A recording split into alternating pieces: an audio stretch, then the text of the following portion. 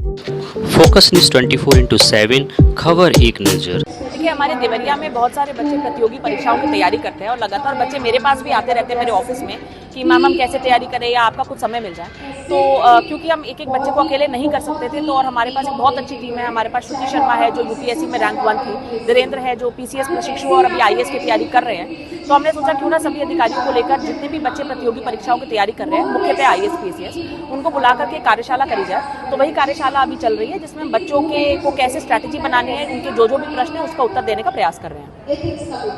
बहुत लंबा चौड़ा क्वेश्चन है। इकोनॉमिक्स में हार्ड वर्क का मीनिंग समझने में दिक्कत, बुक रीड करने पर समझ नहीं आता, फ़ोन से लेक्चर पे ज़्यादातर इंग्लिश वर्ड यूज़ करने में समझ में आना में मुश्किल होती है। रिवीजन टाइम में कैसे मेंटेन करें।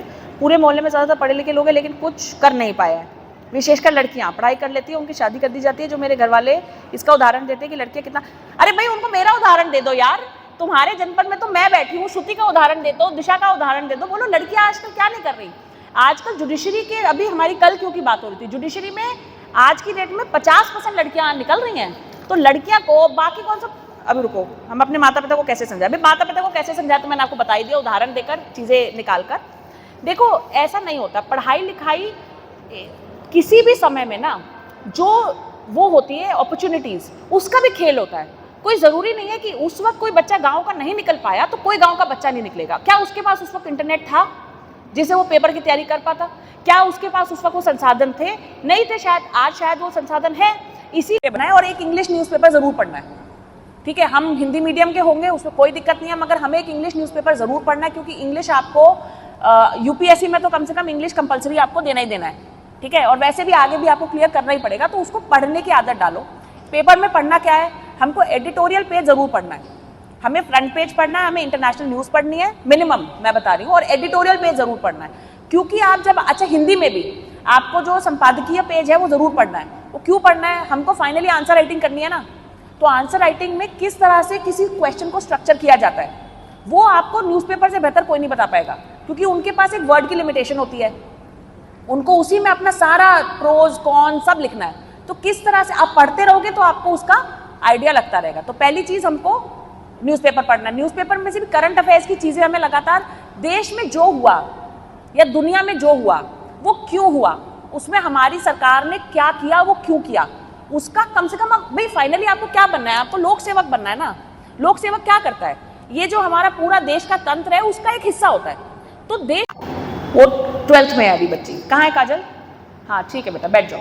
अगर आपको ये मौका मिले कि आप अपनी ज़िंदगी में पीछे जा सकती हैं और कुछ गलतियाँ हैं जिन्हें आप सुधारना चाहेंगी, बहुत मुश्किल क्वेश्चन है, लेकिन मैं ये आपको बताना चाहती हूँ कि मैं अपनी ज़िंदगी के किसी भी निर्णय को रिग्रेट नहीं करती आज तक। सही भी रहा हो सकता है, गलत भी रहा हो सकता है, मगर पहली बात यह है कि जिस वक्त मैं वो निर्णय ले रही हूँ, और आप लोग भी, यहाँ पे बैठे लोग भी, आप जिस वक्त वो निर्णय ले रहे हो, क्या मैंने सब चीज़ें सही गलत तोल के उस निर्णय को लिया? क्या मैंने उस वक्त मेरे पास जितनी नॉलेज थी उसको लेकर के उस निर्णय को लिया? तो वो निर्णय सही है, समझ लो। आगे जाके वो फेल हो गया निर्णय, डजंट मीन कि मैं उस वक्त गलत थी। समझ में आई? और ज़िंदगी में जो भी हमारे होता है ना, देखो कुछ तो चीज़ें हमारे प्रारब्ध में होती हैं। प्रारब्ध शब्द पता नहीं आप लोग बच्चे हो समझ पाओगे कि नहीं समझ पाओगे, मगर हमारी किस्मत में शुरू से कुछ चीज़ें लिखी होती हैं, कुछ चीज़ें हमारी भोगनी लिखी होती हैं, और वो सब हम अपने प्रारब्ध को जीते हुए आते हैं, ठीक है। और उसी में हम आगे जितनी मेहनत करते हैं उससे हमारे आगे का संचित भी होगा, प्रारब्ध भी बनेगा, वो सब हमारा आगे बनता है। तो मैं पर्सनली अपनी ज़िंदगी की किसी चीज़ को रिग्रेट नहीं करती। मैं कर सकती हूँ कि मैंने शुरू में गलत ऑप्शन ले लिया, जिसे कोई संसाधन नहीं थे, मुझे नहीं आता था, इसलिए मुझे टाइम लग गया, लेकिन शायद मेरे को जो वो टाइम लगा उससे मैं आज जो, भाई देखो हम जो भी आज हैं वो हमारा दो चीज़ों का मिश्रण होता है। एक, हम जब पैदा हुए थे तब हम क्या थे, ठीक है, मैं थी, मैं लड़की थी, मैं इस तरह से थी, मेरा वो था, जो भी आपका सामाजिक या फिजिकल फीचर्स वो हुए, और फिर हमारे जीवन में जितने भी एक्सपीरियंसेस हुए उसको मिला के मैं आज बैठी। तो क्या मैं आज अपने आप से खुश हूँ? अगर मैं हूँ तो सब कुछ जो हुआ सही हुआ। अगर मैं अपने आप से खुश नहीं हूँ तो पहले ज़्यादा ज़रूरी है कि हम अपने आप से खुश हों, क्योंकि हमें पहले अपने आप पसंद नहीं है तो आपको कोई पसंद करने वाला नहीं है, ठीक है। तो निर्णय मेरा, मुझे नहीं लगता कि इस तरह की कोई गलतियाँ हुई हैं। हाँ मतलब मेरी ये गलती है, जेईई के समय में मुझे और ज़्यादा पढ़ना चाहिए था। अब आप कहोगे क्लियर तो हो गया, मगर मेरे को लगता है मैंने नहीं सही से पढ़ाई करी, मुझे रिग्रेट हुआ, और मेरी रैंक उतनी अच्छी नहीं आई जितनी मुझे लगता है मुझे आनी थी। उसके बाद मैंने ज़िंदगी में तय कर लिया था कभी भी कोई पेपर कम पढ़ के नहीं दूंगी। तब मैं भी आपकी तरह डिस्ट्रैक्टेड रहती थी, ये मैगजीन उठा ली, वो पढ़ लिया, ये कर लिया, वो चुटकुले कर लिए, ये कर लिया, वो टाइम पास बहुत कर दिया था मैंने, तो मुझे बहुत आत्मग्लानि हुई। उसके बाद ज़िंदगी मैंने नहीं की ये गलतियाँ। तो ये 11 से ही शुरू करी थी IIT JEE की तैयारी। मैंने भी, प्रत्युष आपने भी 11 से ही करी होगी। 11 से ही आपको तैयारी करनी होती है, उससे पहले की तैयारी का कोई खास फायदा नहीं होता। और मुझे रात में पढ़ना अच्छा लगता है, मुझे भी रात में पढ़ना अच्छा लगता है, मैं भी रात को 2-3 बजे तक पढ़ती थी और सब याद रहता है, ऐसा कुछ नहीं होता। आपका दिमाग आप ही जानते हो। मैंने कभी, मैं तो सवेरे उठा ही नहीं जाता, मतलब आप लोग डंडे से मतलब उठते हैं, जाते हैं, करते हैं, मैं तो बिल्कुल नाइट क्रीचर हूँ। 2-3-4 बजे तक भी पढ़ी हूँ, फिर 4 बजे सोऊंगी तो ऑब्वियसली 5 बजे उठ थोड़ी पढ़ूंगी, ठीक है। तो आपको जैसे पढ़ना अच्छा लगता है आप पढ़िए। 19-20 फर्क जरूर पड़ता है। रटने की चीज़ें कई बार कहते हैं सवेरे ज़्यादा, क्योंकि आपका माइंड फ्रेश होता है, उसमें और कोई बहुत कलाकारी, बहुत इसमें रॉकेट साइंस नहीं है। जब उठते हो तो अगर आप, कोई लक्ष्य बड़ा नहीं होता अगर हो सच्चा परिश्रम, अनुशासन और डेडिकेशन और अभ्यास, कहा जिलाधिकारी ने। देवरिया में आज एक ऐतिहासिक पल गूंज उठा जब जिलाधिकारी श्रीमती दिव्या मित्तल की पहल पर IAS और PCS का सपना देख रहे युवाओं को मिला खास मार्गदर्शन। आप देखिए, जिलाधिकारी श्रीमती दिव्या मित्तल की जो पहल है, IAS और PCS का सपना साकार हो, नए युवा आगे आएँ और उनको अच्छा मार्गदर्शन मिले, ये सब इन्होंने आज बताया। राजकीय IIT में मुख्यमंत्री अभ्युदय योजना के अंतर्गत आयोजित इस विशेष सत्र में खुद जिलाधिकारी श्रीमती दिव्या मित्तल और उनके साथ जिले के वरिष्ठ अधिकारियों ने छात्रों को बताया सफलता का मंत्र। क्या कहती हैं जिलाधिकारी श्रीमती दिव्या मित्तल, आपको बताएं कि IAS का सपना छोटे शहरों में भी पूरा हो सकता है। ज़रूरत है तो सिर्फ सही दिशा और सटीक रणनीति और आत्मविश्वास की। वहीं पैनल में मौजूद वरिष्ठ अधिकारियों ने न केवल परीक्षा की रणनीति बताई बल्कि युवाओं के हर सवाल का जवाब भी पूरे दिल से दिया। आपको बता दें, योग, समय प्रबंधन, करेंट अफेयर्स की समझ, शॉर्ट नोट्स और मॉक टेस्ट, सभी टिप्स छात्रों को मिले इस खास सेशन में। इसका रखा गया ध्यान। और हाँ, इस मौके पर उत्तर प्रदेश पुलिस भर्ती में चयनित 5 युवाओं को वहीं सम्मानित भी किया गया। आप छात्रों की झलक भी देखेंगे सम्मानित होते हुए। साथ ही अभ्युदय कोचिंग क्लास के लिए आवेदन भी जारी है। स्मार्ट क्लास, डिजिटल बोर्ड और प्रोफेशनल टीचिंग सब कुछ बिल्कुल मुफ्त में है। अगर आप भी बनना चाहते हैं देश के कंधों पर जिम्मेदारी उठाने का एक सच्चा अफसर, तो आज ही जुड़िए अभ्युदय योजना से। अधिक जानकारी के लिए संपर्क करें जिला समाज कल्याण अधिकारी से, विकास भवन देवरिया में। वहीं CDO Pratyush Pandey, joint magistrate SDM Sadar श्रुति शर्मा, ADM प्रशासन जैनेन्द्र सिंह, SDM सलेमपुर दिशा श्रीवास्तव, SDM बरहज विपिन द्विवेदी, SDM रुद्रपुर हरिशंकर लाल, जिला विकास अधिकारी रविशंकर राय सहित जनपद के वरिष्ठ अधिकारियों के पैनल ने युवाओं को परीक्षा की तैयारी के संबंध में विस्तृत जानकारी दी और उनके प्रश्नों का उत्तर भी दिया। सत्र के दौरान जिलाधिकारी ने कहा, कोई भी लक्ष्य बड़ा नहीं होता, सतत परिश्रम, अनुशासन और डेडिकेशन और अभ्यास से बड़ी मंजिल को हासिल किया जा सकता है। सिविल सेवा के माध्यम से समाज और राष्ट्र के लिए योगदान करने का प्रभावी माध्यम प्राप्त होता है।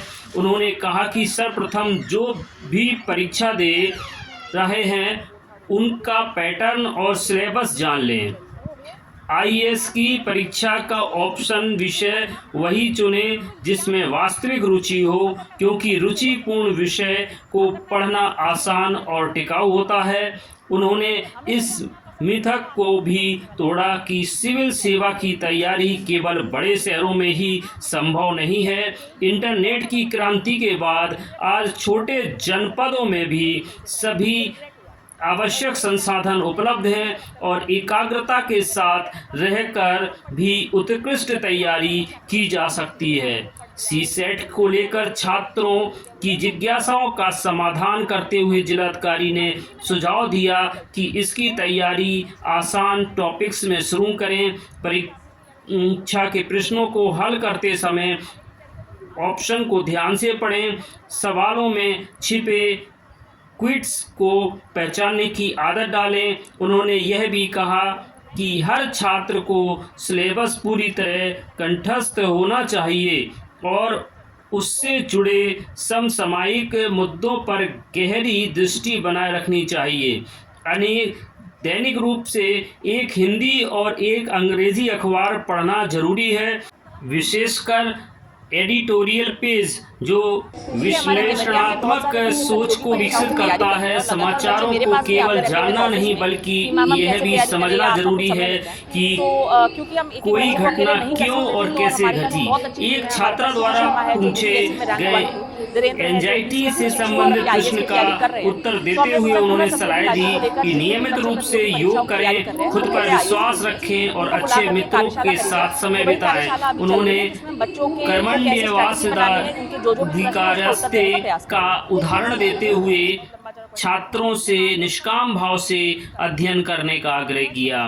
पढ़ाई के दौरान उन्होंने टॉपिक्स के शॉर्ट नोट्स बनाना आवश्यक बताया ताकि अंतिम समय में पुनरावलोकन सरल हो सके। जिलाधिकारी ने स्पष्ट किया कि समय किसी भी लक्ष्य को पाने के लिए समर्पित हो रहना आवश्यक है, इसलिए प्लान बी ना बनाएं।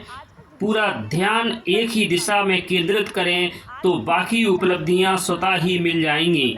अंत में उन्होंने छात्रों को आश्वस्त किया कि यूपीपीएससी और यूपीपीएससी जैसी परीक्षाओं में माध्यम कोई बाधा नहीं है। हिंदी और अंग्रेजी दोनों माध्यमों से लगातार सफल अभ्यर्थी चयनित हो रहे हैं।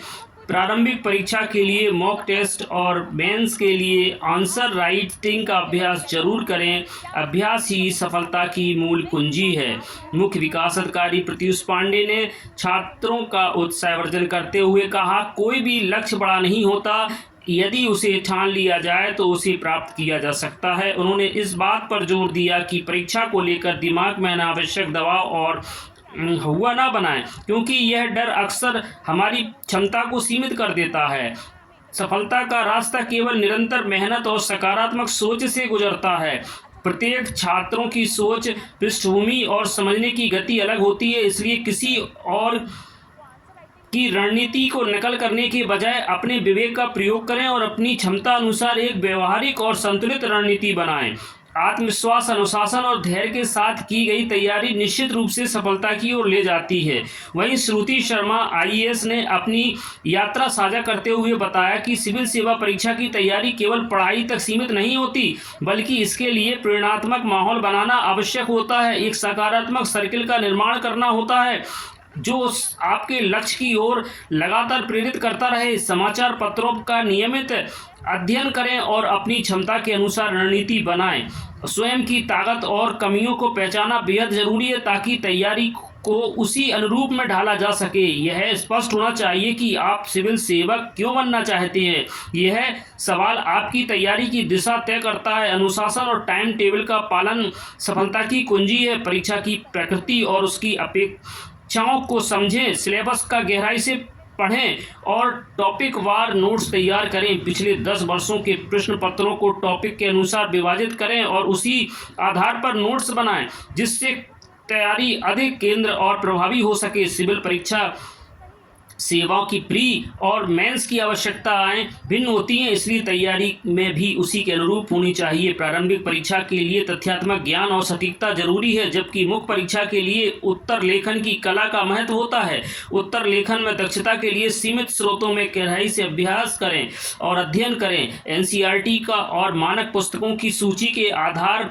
बनाएं। प्रतिदिन एक अच्छा अखबार पढ़ना न केवल करंट अफेयर्स से मजबूत करता है, बल्कि विश्लेषणात्मक सोच को भी विकसित करता है। टॉपिक्स के अनुसार नोट्स बनाएं और समय समय पर उन्हें अपडेट करते रहें। पुराने टॉपर्स के उत्तर पुस्तिकाएं देखकर लेखन कौशल में सुधार लाया जा सकता है, जिससे उत्तर की और अधिक प्रभावी और परीक्षा के अनुकूल बनाया जा सकता है। एडीएम प्रशासन जैनिन सिंह ने निरंतर मेहनत करने के लिए प्रेरित किया। एसडीएम सलेमपुर दिशा श्रीवास्तव ने कहा, सभी परीक्षाओं का सिलेबस और मांग अलग अलग होती है, इसलिए एक ही लक्ष्य पर ध्यान केंद्रित करें। एसडीएम बरहज विपिन द्विवेदी ने अनुशासन परीक्षा परिश्रम पर जोर दिया। उन्होंने कहा कि सिलेबस के प्रत्येक टॉपिक से जुड़े महत्वपूर्ण बिंदु तैयार होने चाहिए। एसडीएम रुद्रपुर हरिशंकर लाल ने पिछले 10 वर्षों से प्रश्नों को हल करने की सलाह दी। एसडीएम धीरेन्द्र यादव ने भी परीक्षाओं की बारीकियों को छात्रों को अवगत कराया। सफल छात्रों को डीएम ने सम्मानित भी किया।